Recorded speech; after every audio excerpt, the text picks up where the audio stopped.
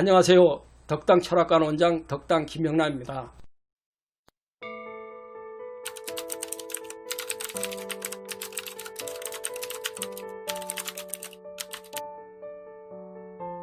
배우자로서 반드시 피해야 할 여자의 얼굴에 7가지 상이 있는데 이를 칠살이라고 합니다. 이 칠살에 대하여 말씀드리고자 합니다. 이 칠살 상법은 여동빈이라는 사람으로부터 전해진 것으로 오랜 경험을 통하여 대단히 영업 있는 상법으로 알려져 있는 상법입니다. 여동빈은 중국 당나라 시기 인물이며 중국 도가의 8신선 가운데 한 사람입니다.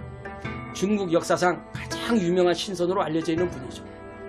송사 진단전에 의하면 여동빈의 나이가 100세였으나 얼굴이 아이 같고 발걸음이 빨라 잠깐 동안 수백 리를 갔으므로 세상에 신선이라 하였다고 기록되어 있습니다.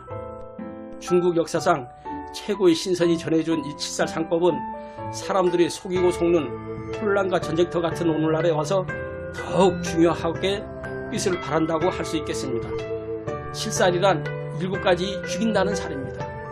살이란 글자는 죽일 살이라는 뜻으로 부인의 얼굴에 살성이 있어서 남편을 여의고 자식을 극하는 흉한 상을 말하는 것입니다.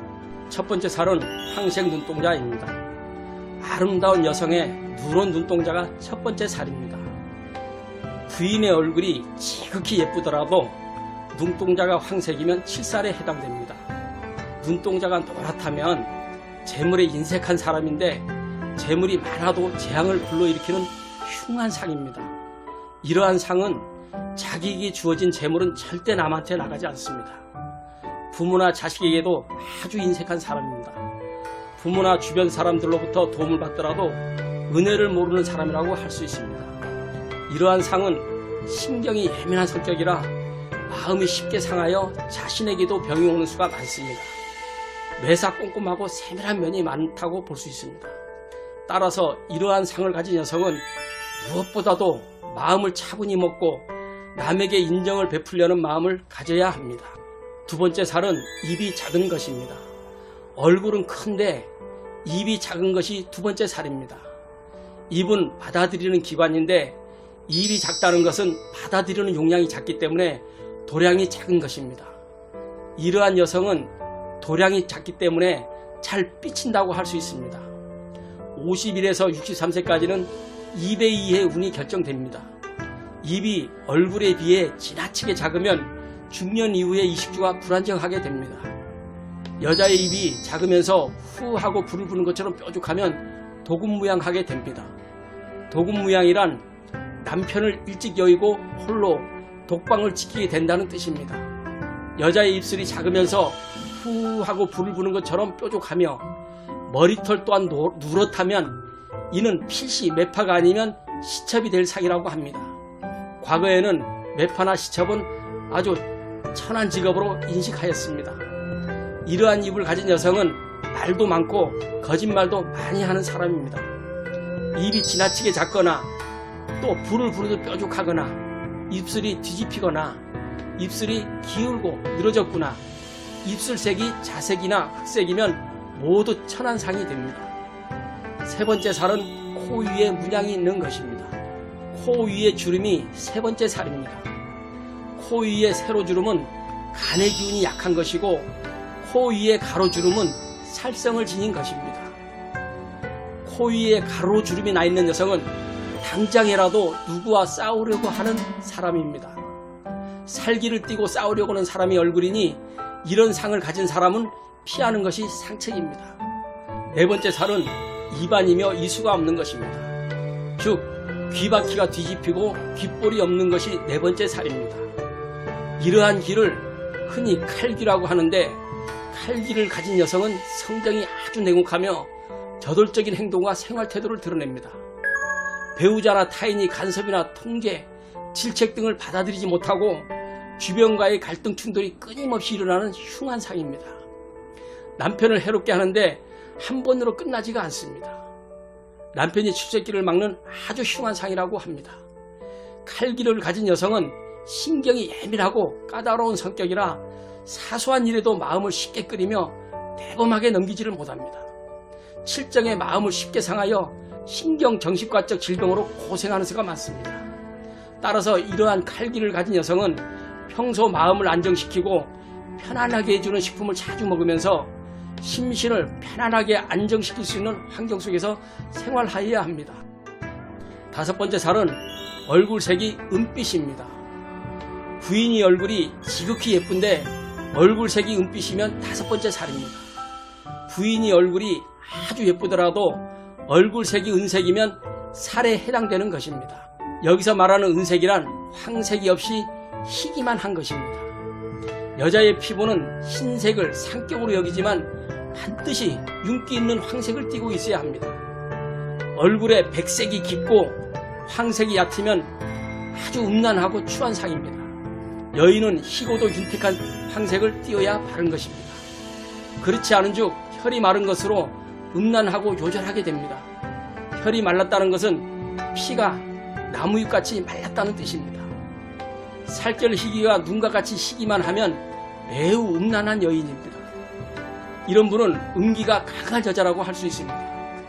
얼굴색이 은빛이면서 살 부드럽기가 손과 같이 부드러우면 일생 음란한 여인입니다. 색정이 문란하고 음탕하고 난잡한 여인이라고 할 수 있습니다.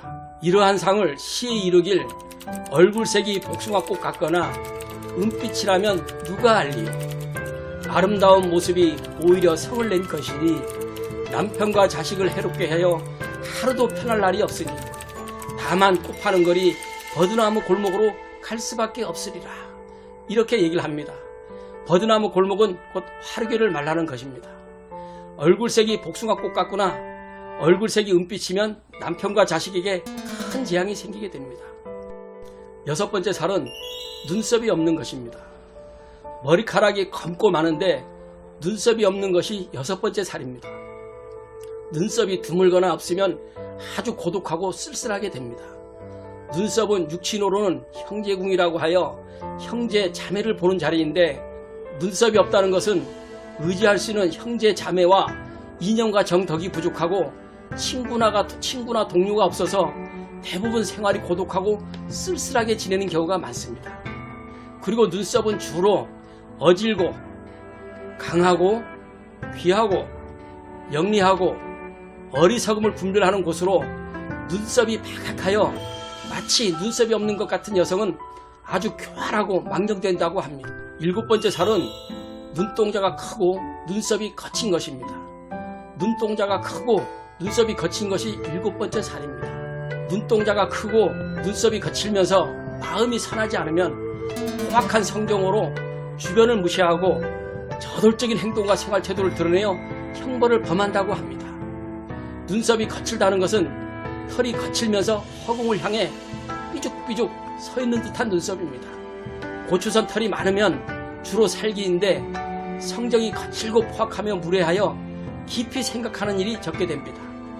이성보다는 감정으로 일을 해결하려고 하는 사람입니다. 이러한 상을 가진 여성은 남성적인 기운이 강하여 여성적 가정적이지 못하기 때문에 남편이나 가정에 안주하지 못하여 파란만장한 삶을 살게 됩니다. 양적인 기질이 강하기 때문에 배우자나 타인이 간섭과 통제를 받아들이지 못하며 배우자나 주변과의 갈등 충돌이 많이 생기게 됩니다. 이 때문에 주변과의 타협이 쉽지 않고 원만한 인간관계가 어렵게 됩니다. 모나고 여유 없는 행동을 반복하게 되는 것이죠. 이러한 상을 가진 여성은 시집가면 곧 남편을 극하여 편한 날이 없게 됩니다. 눈썹은 그 사람의 기질이 나타나는 곳이기 때문에 좋은 눈썹은 맑고 길며 적당히 짙으면서 윤기가 있고 차분히 누워있는 눈썹입니다. 눈썹이 고우면 마음도 곱고 눈썹이 거칠면 마음도 거칠다고 합니다.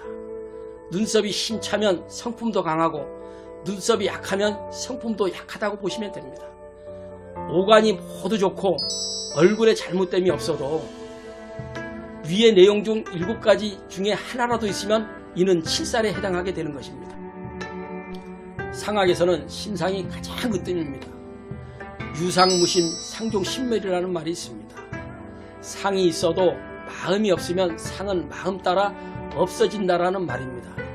즉 얼굴은 아주 잘생겼으나 오간을 갖추고 반듯해도 마음이 선하지 않으면, 마음이 덕이 없으면 얼굴은 마음 따라 흉하게 변한다라는 말입니다.